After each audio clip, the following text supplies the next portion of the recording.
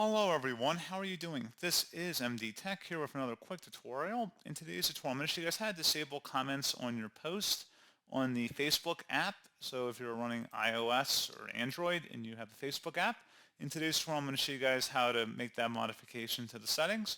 And without further ado, let's go ahead and jump right into it.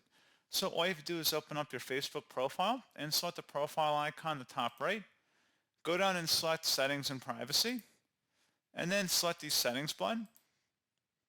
And now you want to scroll down underneath audience and visibility, and you want to select where it says followers and public content.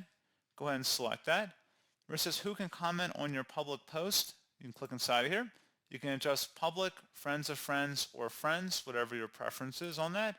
So there you go, guys. Pretty straightforward process on that. And as always, thank you for watching. I do hope I was able to help you out, and I do look forward to catching you all in the next tutorial.